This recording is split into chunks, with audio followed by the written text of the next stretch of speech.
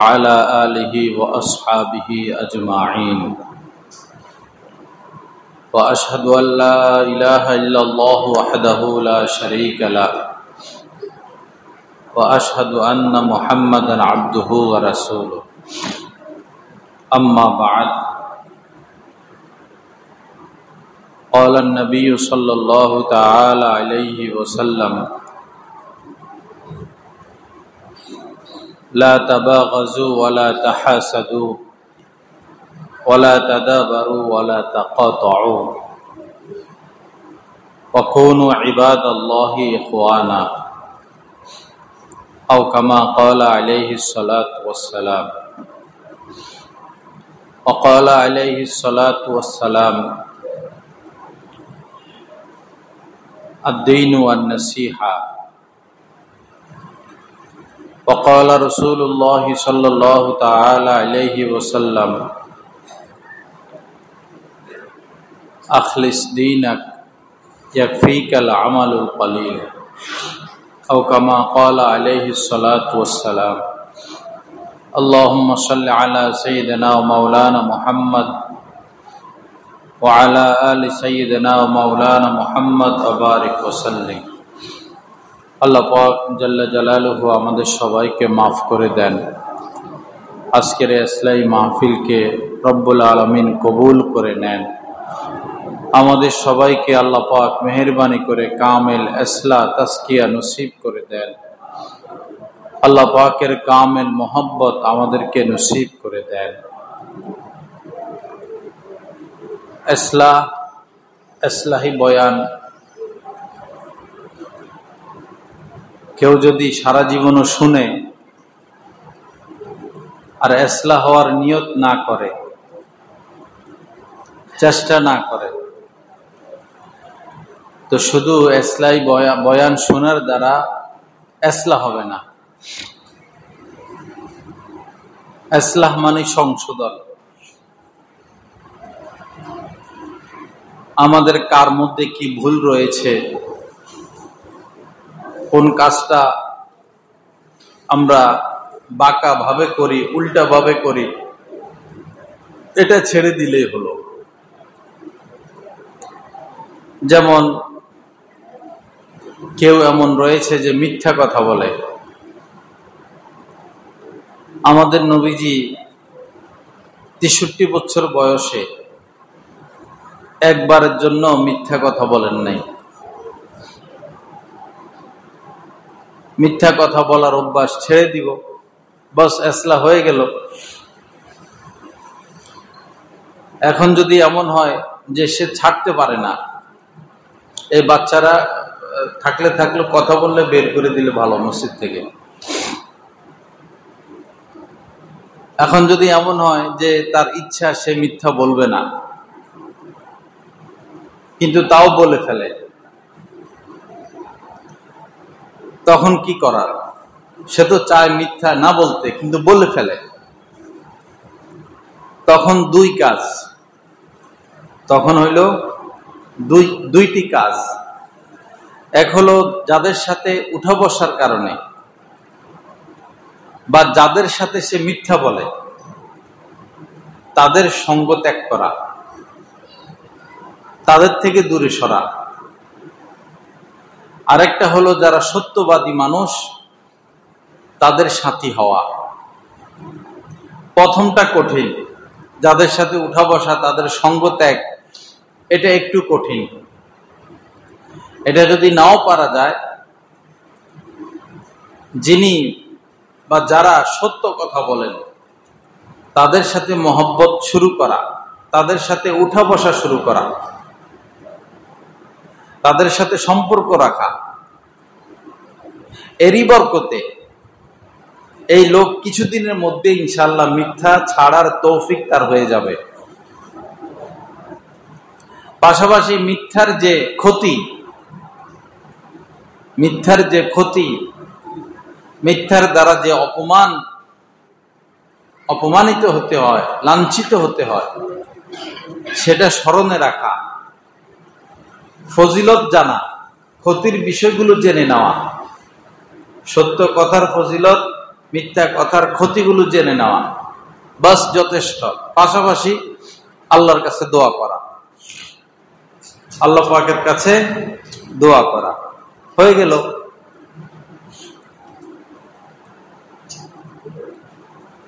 আমাদের সবচেয়ে বড় যে সমস্যাগুলো, তার মধ্যে উল্লেখযোগ্য হলো আমরা কেহ কাহারও ভালো দেখতে পারি না। আমরা এক পক্ষ আরেক পক্ষের ভালো সুনাম সহ্য করতে পারি না।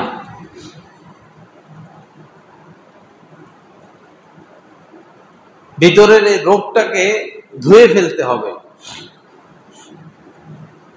ভিতরের এই রোগটাকে ধুয়ে ফেলতে হবে। কেন আমরা অন্যজনের ক্ষতি কামনা করব? এটার নাম তো দ্বীন না। এটা নিয়ে আল্লাহ রাসূলকে পাঠান নাই, বরং নবীজি বলেছেন আদ-দীনু আন-নাসিহা, দ্বীন হলো সকল মুসলমানের প্রতি আন্তরিক হওয়া, আল্লাহ পাকের প্রতি আন্তরিক হওয়া, আল্লাহ পাকের কিতাবের প্রতি আন্তরিক হওয়া, রাসূলগণ নবীগণ রাসূলগণের প্রতি আন্তরিক হওয়া, সমস্ত মুসলমানদের প্রতি আন্তরিক হওয়া, সবার ভালো কামনা করা, সবাই সুখে থাকুক, শান্তিতে থাকুক, এর নাম দ্বীন।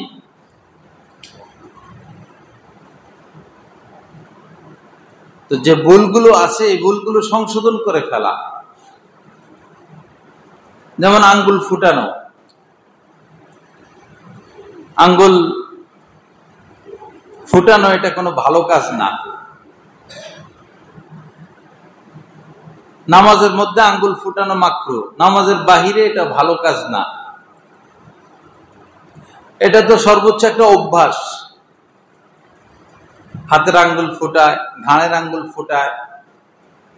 আবার এমনও আছে অনেক মানুষ নিজের আঙ্গুল ফুটানোর পরে তো শেষ, পরে আরেকজনের হাত টানাটানি করে হেডটা ফুটায়। এটা তো সর্বোচ্চ একটা অভ্যাস। নিজের ফুটে ফেললে তো শেষ আর নাই, পরে আরেকজনের হাতটাই না তারটা ফুটায়। এটা তো একটা বদ অভ্যাস। যেমন কিছু মানুষ আছে এই দাড়ি খায়, দাড়ি চাবায় সারাদিন, বদ অভ্যাস। কিছু মানুষ আছে ঠোঁট কামড়ায় কামড়াইয়া ঠোঁটের চামড়া উঠায়, দেখছেন কিনা আপনারা? এটা এরকম করে নিজের ঠোঁটের চামড়া নিজে উঠায়, অভ্যাস। কেউ আছে নাক খুঁটাখুটি করে, এটাও একটা বদ অভ্যাস।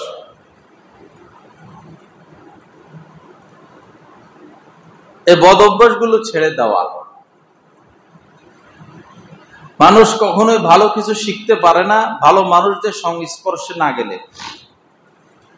এই কথা মনে রাখবেন। ভালো মানুষদের সংস্পর্শে না গেলে মানুষ ভালো জিনিস শিখতে পারে না। ভালো মানুষদের সংস্পর্শে যেতে হবে।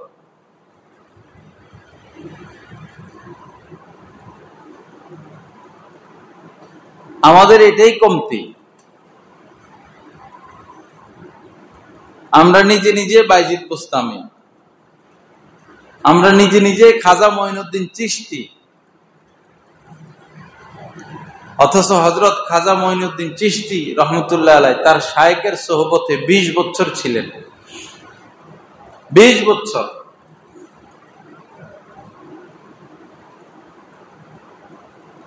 নেক মানুষের সোহবত ছেড়ে আমরা বসে আছি, রাজনীতি নিয়ে ব্যস্ত, খবর শোনা, খবর বলা,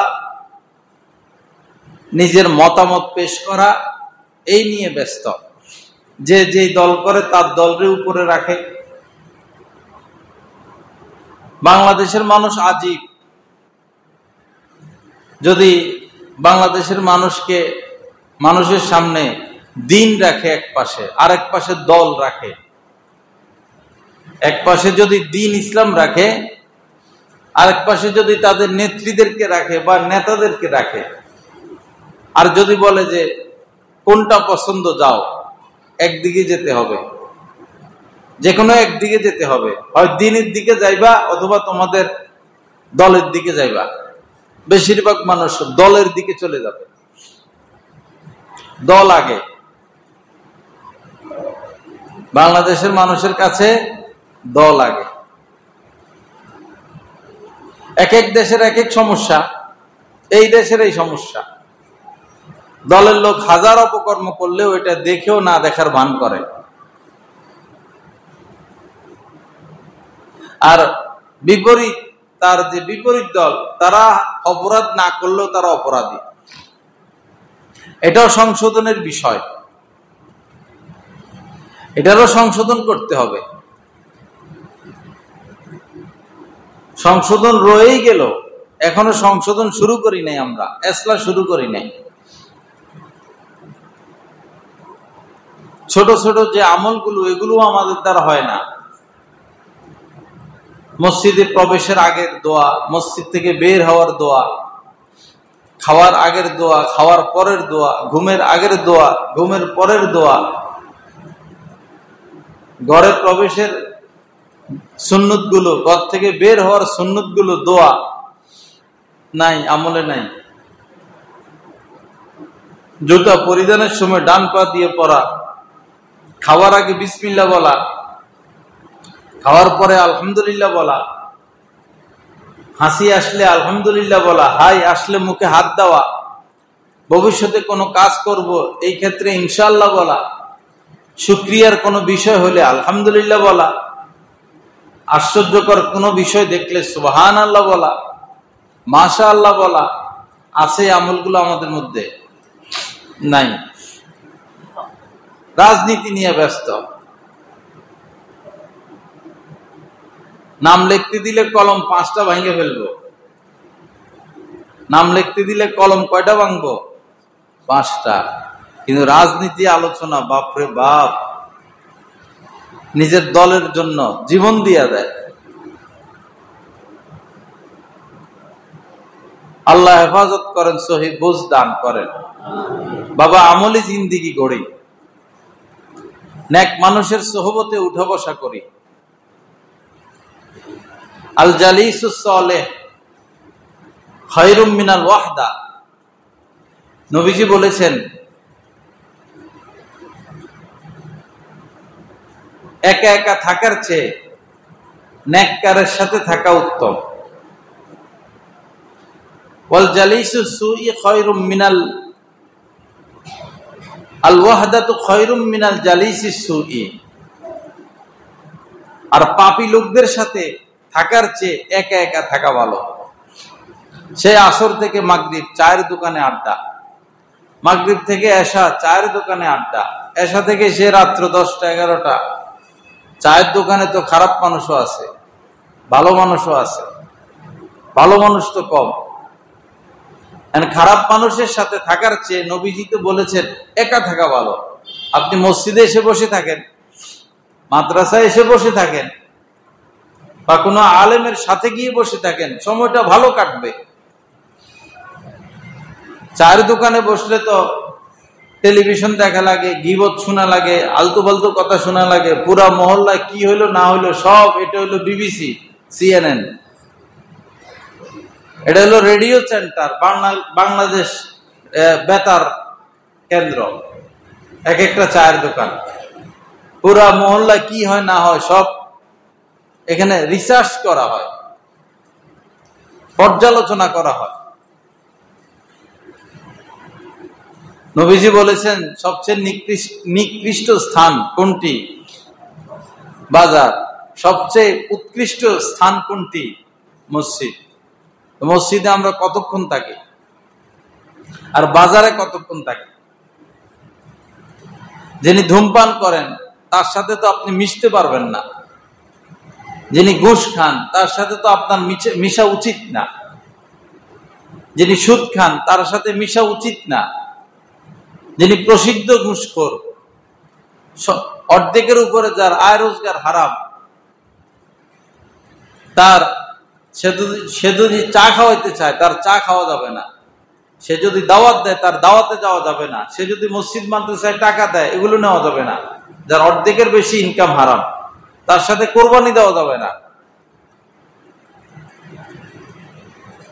বিভিন্ন জায়গায় মসজিদ কমিটির মধ্যে ব্যাংকের লোক, মসজিদ কমিটির সভাপতিকে অমুক অগ্রণী ব্যাংকের ম্যানেজার, এবার আগা গোড়া তো সব হারাম। সে কেমনে মসজিদের কমিটির লোক হইল? আমাদের সমস্যা এই, আমাদের ভালো মন্দ এক হয়ে গেছে, আমাদের ভালো মন্দ এক হয়ে গেছে। বাজারে ভালো ভালো চাউল পাওয়া যায়, মিনিকেট পাওয়া যায়, নাজির পাওয়া যায়, কালো জিরা পাওয়া যায়, আরো ভালো ভালো চাউল আছে। আবার কিছু চাউল আছে এটার মধ্যে পাথর, মরা ভাত, মরা চাউল বেশি। এখন যদি ভাত পাকাবে তো চাউলের মধ্যে কিছু মিনিকেট নিল, কিছু 29 নিল, কিছু নাজির নিল, কিছু মরা চাউল নিল, কিছু পাথর নিল, খাইয়া মজা পাওয়া যাবে না। খেয়ে মজা পাওয়া যাবে যখন ফ্রেশ চাউল রান্না করা হবে। এগুলো সব ফ্রেশ চাউল। খারাপ মানুষের সাথে উঠা বসার কারণে আমরা খারাপ কাজ ছাড়তে পারি না।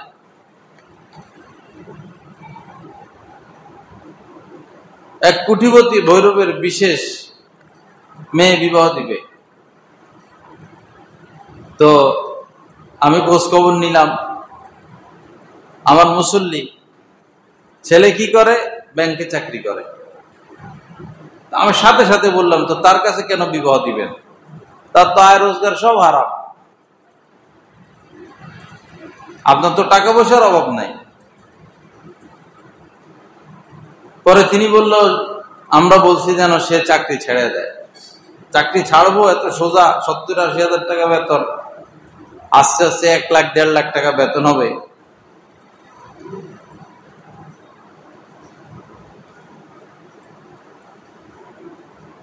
অমতাজুল ইয়াউমা আইয়ুহাল মুজরিমুন না, কিয়ামতের দিন আল্লাহ পাক বলবেন, এই পাপীরা সব আলাদা হও, পাপীরা সব আলাদা হও।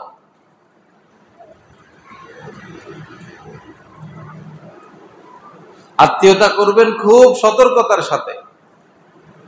ছেলেকে বিয়ে করাবেন, মেয়েটারে তার বাপে কি খাওয়াইয়া বড় করছে সেটা দেখতে হবে, শুধু রূপ দেখলে হবে না। মেয়েটারে যদি তার বাপে হারাম খাওয়াইয়া খাওয়াইয়া পালে, এই মেয়ে ঘরে এসে অশান্তি সৃষ্টি করবে, আগুন লাগাবে। আবার মেয়েকে বিবাহ দিবেন, ছেলের ইনকাম কি সেটা আগে দেখতে হবে। ছেলে লম্বা, ছেলে সুন্দর, ছেলে আমেরিকা থেকে আসছে, যাই হোক ছেলের ইনকাম দেখতে হবে। আর বিদেশ থেকে আসলে, নাস্তিকদের দেশ থেকে আসলে তার মেডিকেল রিপোর্ট নেওয়া জরুরি।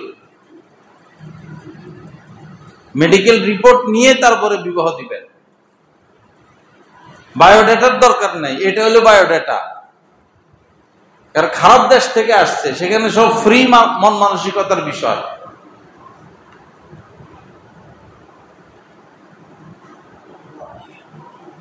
যারাই বিয়ে শাদীর ক্ষেত্রে দুনিয়া দেখছে, রূপ সৌন্দর্য দেখছে, জনমের জন্য ঠকে গেছে, জনমের জন্য ঠকে গেছে। আর যারা দিন দেখছেন, আল্লাহ পাক দিনও দিয়েছেন, দুনিয়াও দিয়েছেন।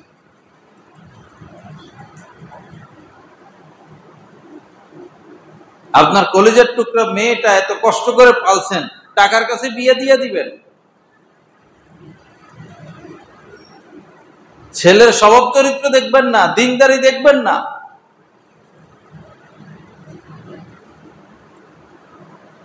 আমার শাশুড়ি একদিন আমাকে বলছেন যে, জামাই এত কষ্ট করে মেয়ে পালছি, যদি আলেমের কাছে বিবাহ দিতেই না পারি তা আমার জীবনটা তো ব্যর্থ।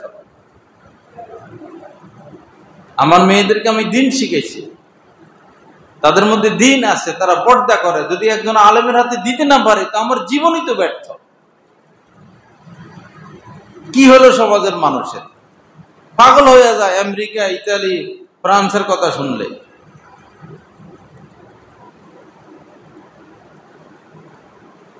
রাসূল তো বাদশার কাছে নিজের মেয়ে বিবাহ দিতে পারতেন। রাসূল তো বাদশার কাছে নিজের মেয়ে বিবাহ দিতে পারতেন। হযরত আলীর কাছে বিবাহ দিয়েছেন। এখন এই বেচারার মোহর দেওয়ার মতো কিছু নাই। 10 টাকা মোহর দিবে নাই, একটা আংটি দিবে নাই, একটা চেইন দিবে নাই, ঘরে কিছুই নেই, গরিব।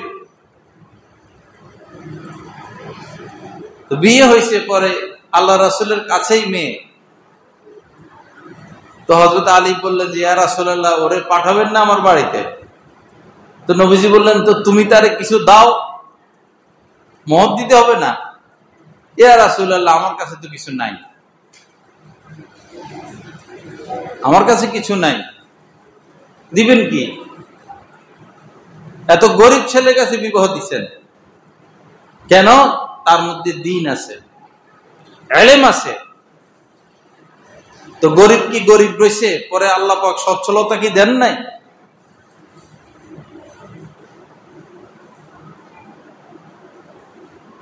আল্লাহ পাক সহি বুঝ দান করেন। আল্লাহ পাক আমাদেরকে দ্বীনকে প্রাধান্য দেওয়ার তৌফিক দান করেন। ফাজফার বিদাতিদ দ্বীন, দ্বীনকে প্রাধান্য দাও বিবাহ শাদীর ক্ষেত্রে। এমনও বর্ণনা আছে, নবীজি বলেছেন, যারা টাকা পয়সা দেখে বিবাহ করে এদেরকে আল্লাহ পাক ফকির বানায় দেয়।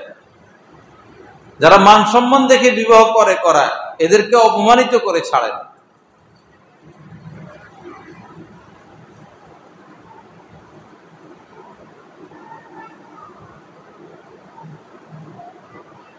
ইসলামানি সংশোধন, নিজের বদ অভ্যাস গুলো ছেড়ে দেওয়া।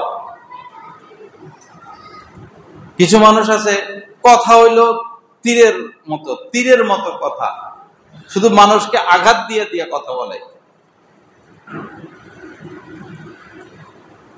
হয়তো নেতা অথবা টাকা পয়সা আছে অথবা বড় বাড়ির মানুষ, বড় বংশের লোক, শুধু তার কাজ মানুষকে অপমানিত করা, উপহাস করা, আলেম ওলামাদেরকে নিয়ে কথা বলা। এদের পরিণাম বড় ভয়ঙ্কর হয়, এদের পরিণাম বড় ভয়ঙ্কর হয়। 6 মাস 6 বছর বিছনা গড়াগড়ি করে, নাকে অক্সিজেন লাগায় রাখে, হার্ট শেষ হয়ে যায়, কিডনি শেষ হয়ে যায়, ফুসফুস শেষ হয়ে যায়। যারাই আলেম ওলামা নিয়ে সমালোচনা করে এদের পরিণাম অনেক ভয়ঙ্কর। যারা গরিব মানুষকে উপহাস করে এদের পরিণাম অনেক ভয়ঙ্কর। এদের সন্তানরা পরে এমন মানুষ হয়, এমন হয় যে পুরো সমাজের মানুষ তাদেরকে নিয়ে সমালোচনা করে।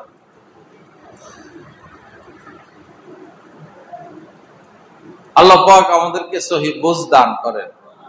কথা কম বলা, সব সময় বস কথা কম বলা,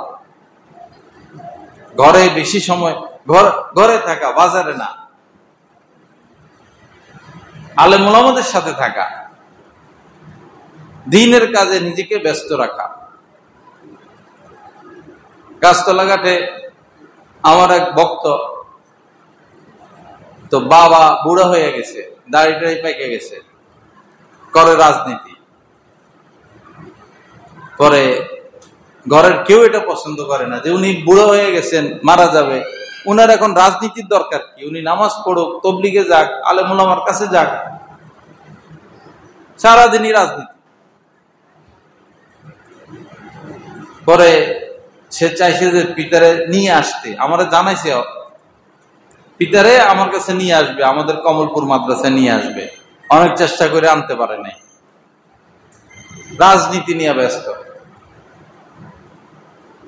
বাংলাদেশে রাজনীতি আছে?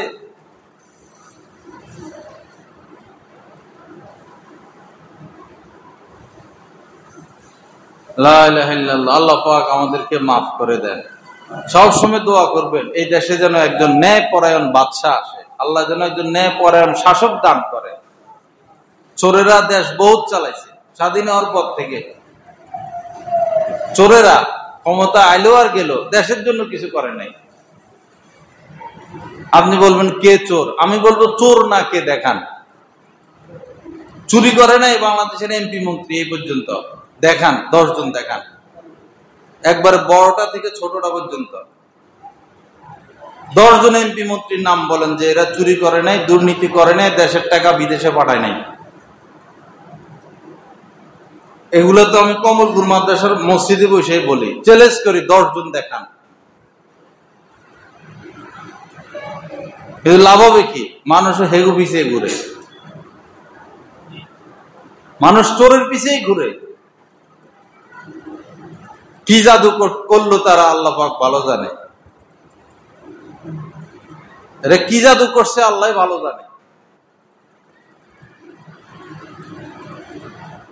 দেশকে ভালোবাসি, দেশের মানুষকে ভালোবাসি, সব লোককে ভালোবাসি। এত সুন্দর দেশ, দেশের কোনো উন্নতি নেই। এত উর্বর দেশ, এত সম্পদে ভরা এই দেশে, খনির উপরে ভাসতেছে এই দেশ, তেলের উপরে ভাসতেছে। এই যে আল্লাহরের নিয়ামত, গ্যাস তেল উঠাবে এরকম কোন যন্ত্রপাতি নেই এই দেশের কাছে। ক্ষমতা বসে শুধু বিদেশে বাড়ি করো আর টাকা পাচার করো, এই কাম।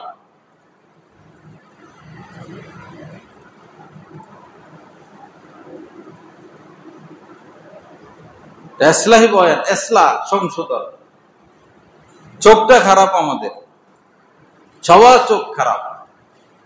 1 লক্ষ মুসলমানের মধ্যে একজন পাওয়া মুশকিল হবে যার চোখটা ভালো, নজর হেফাজত করে।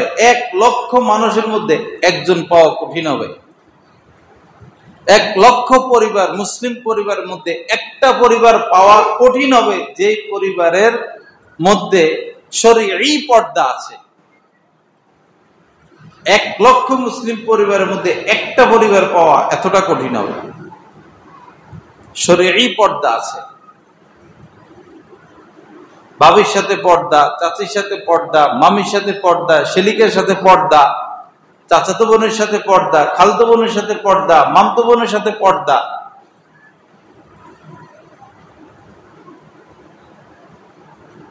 গজব যখন চলে আসবে তখন শুধু হায় হুতাশ করব আর আল্লাহকে দায়ী করব, কোনো কাজ হবে না।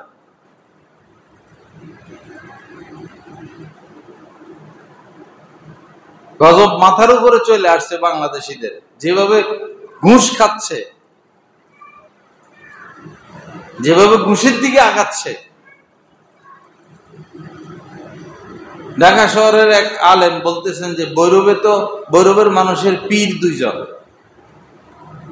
ভৈরবের মানুষের পীর একাধিক। প্রথম পীর হলো ব্যাংক। প্রথম পীরকে 95% ব্যবসায়ী সুদের সাথে লিপ্ত। আমি 95% বলি আর কি, হেদাকা হুজুর আরো বেশি।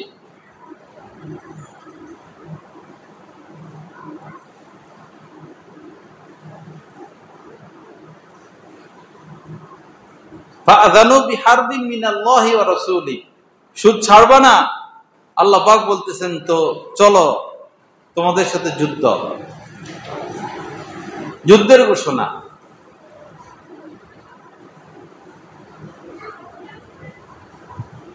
ইয়ামহাকুল্লাহুর রিবা, সুদি কারবার করে একজন মানুষ যত 1000 কোটি টাকার মালিক হোক না কেন, আল্লাহ চ্যালেঞ্জ করে বসছেন আমি নিশ্চিহ্ন করে দিব এই সুদি কারবারকে, এই অর্থ সম্পদকে। দেখা যায় 1000 কোটি টাকার মালিক শেষ জীবনে এসে সব শেষ, আর মায়ের খায়, নাহলে আগুন লাগে, নাহলে ছেলে মেয়ে নিয়ে যায়, অথবা তার মৃত্যুর পর তার ছেলে মেয়ে মদ গাঁজা খাইয়া শেষ করে ফেলে, জুয়া খেলে শেষ করে ফেলে। শেষ হবেই, সুদ থাকবে না। আর কোন সুদখোর শান্তিতে নাই, কোন সুদখোর শান্তিতে নাই।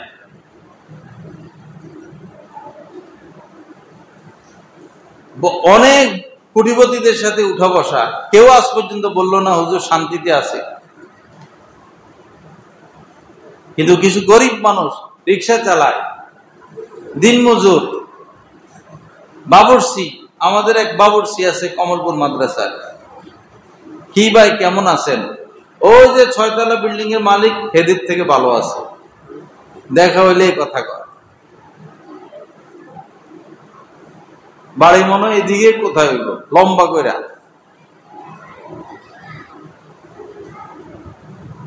সুখ আসল জিনিস ভাই। আমার দাদা পীর শাহ হাকিম মোহাম্মদ আখতার সাহেব রহমতুল্লাহ বলছেন, কোন পাপীকে আমি সুখে থাকতে দেখি নাই, কোন অপরাধীকে আমি সুখে থাকতে দেখি নাই। সুখ তো আল্লাহর কাছে। ওমান আ'রাদা আন যিকরি ফাইন্না লাহু মাঈশাতান দনকা।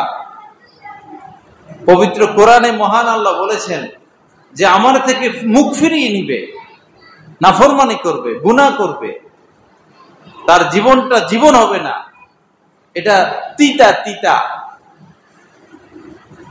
কষ্টকর, পেরেশানি, অস্থিরতা, কোনো সুখ নাই, কোনো শান্তি নেই। সুখ শুধু দিনের মধ্যে। এজন্য ভাইরা বদ অভ্যাস ছেড়ে দেয়, গুনার কাজ ছেড়ে দেয়, চোখটা ঠিক করি। রাস্তা দিয়ে হাঁটা যায় দিনদার মানুষ, হাজি সাহেব মানুষ, নামাজি মানুষ, এই টেলিভিশনে হয়তো কেউ খবর পড়ে বা টেলিভিশন চলতেছে, আস্তে এক দৌড় মারে চোখে জায়গায়। রকেটের থেকে এটার গতি বেশি। আপনি রাস্তা দিয়ে যাচ্ছেন, বাজারে দিয়ে যাচ্ছেন, চোখ টেলিভিশনে যাবে কেন? হাতের মধ্যে তসবিহ, ইল্লাল্লাহ ইল্লাল্লাহ লা ইলাহা ইল্লাল্লাহ। যে যখনই কোনো মহিলা মানুষ সামনে আসে, কোন স্কুলের মেয়ে, বস চোখটা সেখানে। আপনি যে তসবিহ টিপলেন এটা তো মুস্তাহাব, যেটা করলেন এটা তো হারাম কাজ করলেন, কবিরা গুনাহ করলেন। তাহাজ্জুদ না পড়লে আল্লাহ পাক ধরবে না, তাহাজ্জুদ পড়লে না কেন? এশরাক না পড়লে, আওয়াবিন না পড়লে, মাথায় পাগড়ি না বাঁধলে, ফজরের পরে ইয়াসিন না পড়লে, এশার পরে সূরা মুলুক না পড়লে, বারবার হজ, বারবার উমরা, সারা পৃথিবীতে ঘুরে ঘুরে তবলিগের মেহনত না করলেও আল্লাহ পাক জিজ্ঞেস করবে না কেন করলে না, আল্লাহ পাক জিজ্ঞেস করবেন গুনাহ কেন করছ। গুনাহ করা হারাম, মুস্তাহাবের জন্য আল্লাহ পাক ধরবেন না। কে কয় জায়গা থেকে খেলাফত পাইলো, কার মুরিদ কয়জন হইল, এগুলো ধর্তব্য না। ধর্তব্য হইল গুনাহ কেন করলাম, গুনার জন্য আল্লাহ পাক ধরবেন। আর হযরত থানবী রহমতুল্লাহ আলাইহি সর্বশেষ খলিফা হযরত হারদী রহমতুল্লাহ আলাইহি বলেছেন, একটা কবিরা গুনাহ জাহান্নামে যাওয়ার জন্য যথেষ্ট। একটা কবিরা গুনাহ জাহান্নামে যাওয়ার জন্য যথেষ্ট। বিশেষ করে দুইটা কবিরা গুনাহ আমাদের হয়, কুদৃষ্টি আর গীবত। কুদৃষ্টি আর গীবত ফরজে আইন। গীবত থেকে কে বাঁচে, কারা বাঁচে, এটা অনুবীক্ষণ যন্ত্র নামাইতে হবে, ড্রোন নামাইতে হবে। ড্রোন নামাইয়া এটা পর্যবেক্ষণে রাখতে হবে যে বাংলাদেশের মধ্যে কেউ আসে কিনা গীবত থেকে বেঁচে থেকে। গোয়েন্দা লাগাই দিতে হবে যে গীবত থেকে কে বাঁচে, একটু অনুসন্ধানটা আসুক সামনে, রিপোর্টটা সামনে আসুক। যেখান থেকে মানুষ দিন শিখবে সেখানেই গীবতের সেন্টার খুলে বসে, অমুকের এই দোষ, তমুকের এই দোষ, এইটা করছে, হে এটা করছে। ভাই আপনি কি বাইজিদ বোস্তামি হয়ে গেছেন, কাজা মঈনুদ্দিন চিশতি হয়ে গেছেন? দোষ নাই কার, কিন্তু আমাদের উপরে তো হুকুম হলো দোষ গোপন রাখা। আমাদের উপরে হুকুম দোষ গোপন রাখা, দোষ প্রচার করা না। খারাপ জিনিস ঢেকে ফেলতে হয়।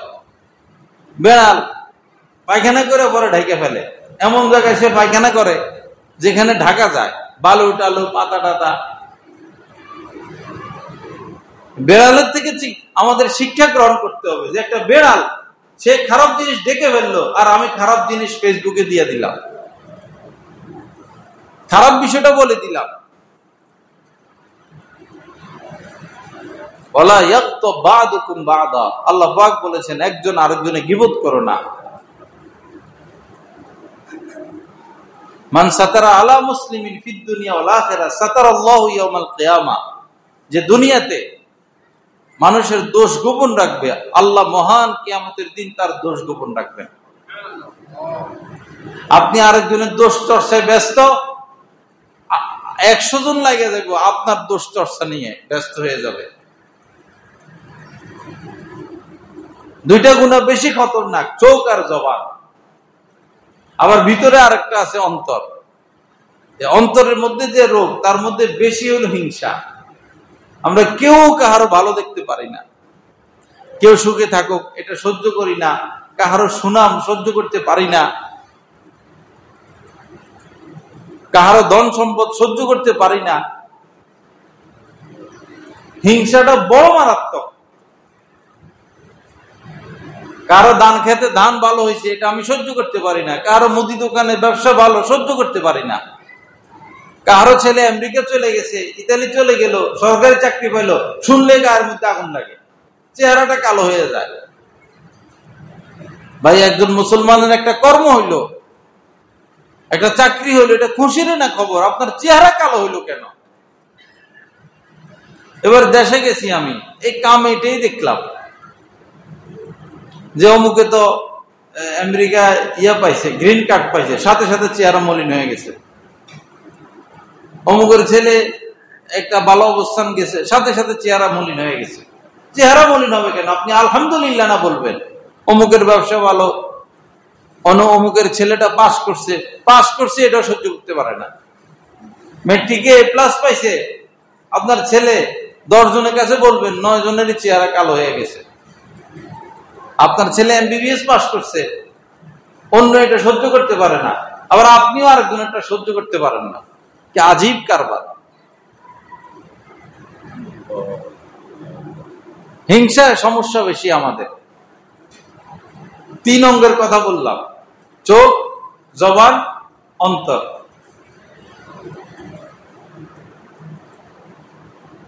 কুল্লু উলাইকা কানা আনহু মাসউলা ইন্নাস সামাআ ওয়াল বাসারা। আল্লাহ পাক বলেছেন এই কান, আল বাসারা চক্ষু, ওয়াল ফুয়াদ অন্তর, কুল্লু উলাইকা কানা আনহু মাসউলা, এই অঙ্গগুলোর দ্বারা তোমরা কি করো না করো হিসাব দিতে হবে। এগুলোর দ্বারা পাপ বেশি হয়। চোখের দ্বারা কুদৃষ্টি, কানের দ্বারা গীবত শোনা হয়, অন্তরের দ্বারা এই হিংসা, অহংকার, কুচিন্তা, কুধারণা, ক্রোধ। অন্তরের রোগের একটা চিকিৎসা হয় না আমাদের। শরীরে যত রোগ হয়, রোগ 2 জায়গায় হয়, দেহে, অন্তরে। দেহের রোগের চিকিৎসা করানো সুন্নত, আর অন্তরের রোগের চিকিৎসা করানো ফরজে আইন। দেহের রোগ নিয়ে মারা গেলে পুরস্কার আছে, দেহের রোগ নিয়ে মারা গেলে পুরস্কার দিবেন। দেহের রোগ হলে আল্লাহ পাক নেকি দেন, সওয়াব দেন। জ্বর হইলো নেকি দেন, সওয়াব দেন। পেটের ব্যথা নিয়ে পেটের রোগে মারা যাবেন, শহীদি মর্তবা দিবেন আল্লাহ পাক। দেহের রোগ হলে সওয়াব আছে, আর অন্তরের রোগ নিয়ে যদি কেউ মারা যায় তাকে জাহান্নামের আগুনে যেতে হবে। অথচ দেহের রোগের চিকিৎসা নিয়ে ব্যস্ত। জমি বিক্রি করে হলেও চিকিৎসা করে, ভিক্ষা করে হলেও চিকিৎসা করে। ভিক্ষার জন্য নয়, মাঝে মানুষ চিকিৎসার জন্য। চিকিৎসা ছাড়ে না, এই চিকিৎসা তো মুস্তাহাব, আর অন্তরের চিকিৎসা তো ফরজে আইন। আর এটা করাইতে হয় কোনো আল্লাহওয়ালা সোহবতে গিয়া, যে আল্লাহওয়ালা রোগ বুঝেন, চিকিৎসা করতে পারেন, মুরিদের পূজা করেন না। যে আল্লাহওয়ালা মুরিদের পূজা করেন না, মুরিদের পকেটের দিকে যার নজর নাই, যার নজর হলে মুরিদের অন্তরের দিকে, তার অন্তরে কি কি রোগ। ধমক দেন, রাগ করেন, শাস্তি দেন, রুম থেকে বের করে দেন, বকাবকি দেন। শায়েখ যদি মুরিদকে বকাবকি না দেয়, কঠোরতা না করে, তো মুরিদের চিকিৎসা কোথায় হবে? কিন্তু আমাদের কাছে ওই পীরই ভালো, যে পীর তোষামোদি করতে পারে।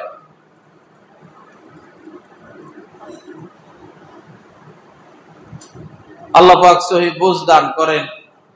আল্লাহ পাক আমাদেরকে এই কথাগুলোর উপর আমলের তৌফিক দান করেন। আত্মার চিকিৎসার ব্যাপারে, কলবের চিকিৎসার ব্যাপারে আল্লাহ পাক আমাদেরকে অগ্রসর হওয়ার তৌফিক দান করেন। এখানে একটা মাদ্রাসা, মাশাআল্লাহ, খুব অল্প সময়ে এত সুন্দর মসজিদ, এত সুন্দর মাদ্রাসা, আপনাদেরই সন্তান, আপনাদেরই ভাই মেহনত করে যাচ্ছেন। এই প্রতিষ্ঠানকে নিজের মনে করবেন। এই পৃথিবীতে যতদিন মাদ্রাসা থাকবে ততদিন দিন থাকবে, পৃথিবী থাকবে, আল্লাহ আল্লাহ বলনেওয়ালা লোক থাকবে। যেদিন মাদ্রাসা থাকবে না, এই দিন আল্লাহ আল্লাহ আল্লাহ বলনেওয়ালা লোকও থাকবে না। ওই সময় কিয়ামত হয়ে যাবে। মাদ্রাসা বেশি হওয়া এটা রহমত। আমরা তো ঘুমাই থাকি, এ বাচ্চারা 3টা বাজে উঠে তেলাওয়াত করতে থাকে, ওদের উসিলে আমরা খাই। এই দেশে তো কিছু নাই, সব পাচার করে দিছে। দেশ চলতেছে এই যে শেষ রাত্রে উঠে তেলাওয়াত করে, তেলাওয়াতের বরকতে। কিছু আল্লাহ ওয়ালারা শুয়ে আছেন এই জমিনের নিচে, তাদের বরকতে। কিছু আল্লাহ ওয়ালারা জীবিত আছেন, তাদের বরকতে। নাহলে এই দেশ বহু আগে দেউলিয়া হয়ে যেত।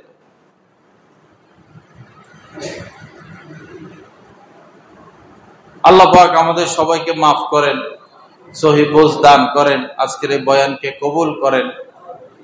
আল্লাহ পাক আমাদেরকে ইসলাহ নসিব করেন। যাকে ভালো লাগে একজন আলেমের সাথে উঠা বসা করবেন, আপনার জন্য সহজ হয়। যার সাথে দেখা সাক্ষাৎ করতে পারবেন, আসা যাওয়া করতে পারবেন। আপনার গ্রামের হতে পারে, আপনার ইউনিয়নের মধ্যে হতে পারে। যে কোনো একজন আলেমের সাথে উঠা বসা রাখতেই হবে, না হলে সংশোধন আসবে না, ইসলাহ আসবে না। সবাই হিম্মতের সাথে এই কাজটা করি যে একজন আলেমকে বন্ধু বানাই, তার সাথে উঠা বসা করি।